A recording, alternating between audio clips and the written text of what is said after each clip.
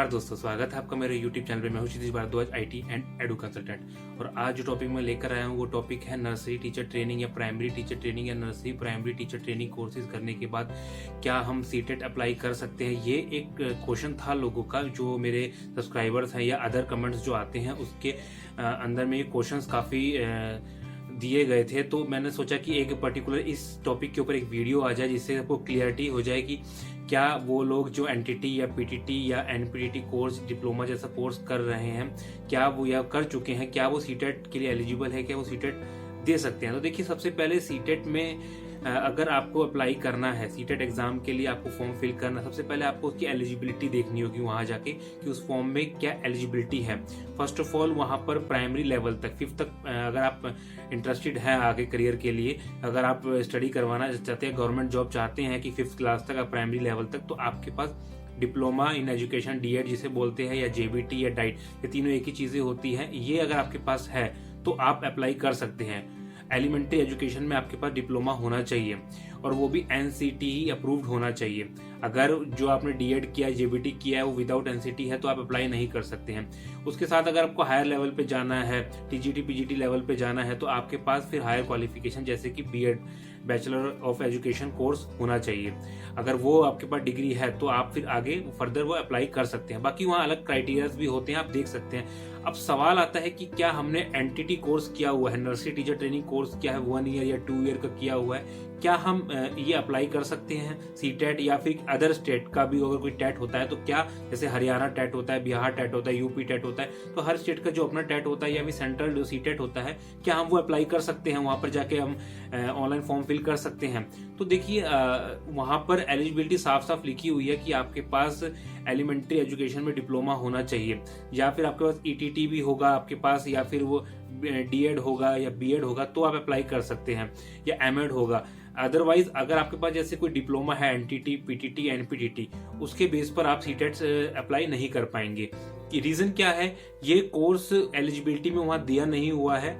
और सीधा सीधा कुछ लोग प्राइमरी टीचर ट्रेनिंग को ये सोचते हैं कि वो सीधा सीधा वो सीटेट अप्लाई कर सकते हैं। देखिए, प्राइमरी टीचर जो होती है एक पोस्ट होती है प्राइमरी टीचर की है, तो पीटीटी जब आप करते हैं तो आप इसमें जहां अगर रिक्वायरमेंट है, जहां आपको बोला गया कि आपके पास प्राइमरी टीचर ट्रेनिंग जैसा कोई डिप्लोमा होना चाहिए 2 ईयर का, तो आप वहां अप्लाई कर सकते हैं। बट आप सीटेट के लिए ना एनटीटी के बाद, ना पीटीटी के बाद, ना एनपीटीटी के बाद आप सीटेट अप्लाई नहीं कर सकते हैं। ये आप सीटेट की एलिजिबिलिटी लिस्ट में जाके भी चेक कर सकते हैं, वहां आपको क्लियर होगा कि आप ये कोर्स वहां नहीं कर सकते हैं। अब सवाल आता है कि एनटीटी कोर्स क्यों नहीं कर सकते हैं, ऐसा क्यों है। देखिए, एनटीटी, एनपीटीटी और पीटीटी प्राइमरी टीचर ट्रेनिंग, ये जो कोर्सेज डिप्लोमा कोर्सेज हैं, इनको एनसीटीई ने किसी भी तरीके की कोई मान्यता नहीं दी हुई है।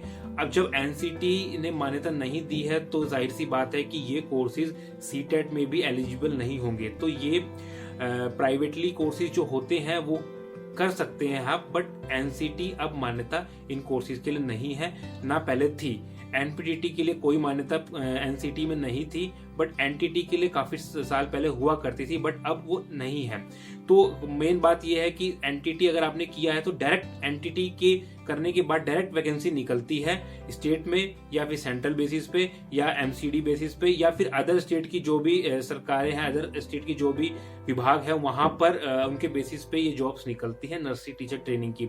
अब 1 ईयर किया या 2 ईयर के वो अलग मैटर है, लेकिन जॉब्स वहां निकलती है, डायरेक्ट अप्लाई कर सकते हैं। बट प्राइमरी टीचर ट्रेनिंग या नर्सरी प्राइमरी टीचर ट्रेनिंग जैसे कोर्सेज की अगर पर्टिकुलर रिक्वायरमेंट्स निकलते तो आप डायरेक्ट अप्लाई कर सकते हैं। बट सीटेट के लिए क्लियरली आप ये कोर्सेज करने के बाद अप्लाई नहीं कर सकते हैं, और मैं आपको करना भी नहीं चाहिए। क्यों, रीजन क्या है कि आप लोग अप्लाई तो कर सकते हैं, अप्लाई आपने कर दिया, लेकिन मैं अप्लाई करने के लिए मना इसलिए कर रहा हूं क्योंकि अप्लाई जब करते हैं तो उसके बाद अगर आपका वो क्लियर होता है तो वो किसी भी काम का नहीं रहता है। तो आपका मनी, आपका इन्वेस्टमेंट, आपका टाइम इन्वेस्टमेंट, आपका सारा फोकस जो होता है वो उस पे चाहता है, और आप जब मेहनत करके उसको क्लियर करते हैं, जब बाद में पता चलता है कि आपका वो एलिजिबल ही नहीं है आप उस चीज के लिए, तो कोई फायदा नहीं होता है। तो फोकस आप जब कीजिए जब आपके पास जेबीटी या बीएड हो या एमएड हो, ऐसा कोई एनसीटी अप्रूव कोर्स अगर आपने किया है, चाहे डिप्लोमा हो, चाहे वो ग्रेजुएशन हो या पोस्ट ग्रेजुएशन हो, अगर आपने कुछ किया है तो ही आप सीटेट अप्लाई कर सकते हैं, अदरवाइज आप सीटेट अप्लाई नहीं कर सकते। और सीटेट अप्लाई करने की एक फीस होती है, वो फीस भी आपको पे करनी होती है, तो फीस का भी लॉस आपको काफी होगा आगे, फीस भी जाएगी, आपका टाइम भी जाएगा, सारा लॉसेस है उसमें, तो आप उसको अप्लाई ना करें। तो मेरा सजेशन यही है कि एनटीटी, पीटीटी, एनपीटीटी कोर्सेज के बाद आप अप्लाई नहीं कर सकते हैं। और उसके बाद कुछ लोग अप्लाई करते हैं तो एक क्वेश्चन तो ये भी आता है कि सर हम अप्लाई कर रहे हैं, हमने एनटीटी किया है, एनपीटीटी किया है, जहां से किया उन्होंने बोला है कि आप अप्लाई कर सकते हैं, और हम लोग उनका इंस्टीट्यूशन सर्च कर रहे हैं तो इंस्टीट्यूशन आ नहीं रहा है उनका लिस्ट में। देखिए सीटेट की बात है कि सीटेट में हर इंस्टीट्यूट की लिस्ट नहीं होती है, वहां अदर का ऑप्शन होता है, आप अदर में अपना जहां से आपने किया है वो आप कर सकते हैं। सीटेट कोई भी पर्सन अप्लाई कर सकता है, बट जब वो क्लियर करेगा, क्लियर करने के बाद उसकी कोई वैल्यू नहीं रह जाती है, क्योंकि आपके पास एलिजिबल डिप्लोमा या डिग्री नहीं है, आपने जो कोर्स किया है वो उनकी एलिजिबिलिटी नहीं है, तो वो कोर्स किसी काम का नहीं है। तो आप एनटीटी, पीटीटी और एनपीटीटी को करने के बाद सीटेट में अप्लाई नहीं कर सकते हैं। ये क्लियर एंड कट इस वीडियो में मैंने आपको समझा दिया है। तो अपना टाइम और मनी और सब कुछ सेव करिए और गलत डायरेक्शन में अपना इन्वेस्टमेंट मत कीजिए। इसकी बजाय आप अगर आपने एनटीटी या पीटीटी या एनपीटीटी किया भी है तो कोशिश कीजिए आप डीएड वगैरह कर लीजिए। अगर आपको सीटेट में ही जाना है या किसी टेट को ही आपने फिल करना है तो आप इस फोकस की तरफ जाइए कि आपने डीएड करना है या जेबीटी करना है या फिर आपने बीएड या एमएड करना है या कोई भी एजुकेशन जो एनसीटी अप्रूव होता है कॉलेजेस के थ्रू, वो कीजिए।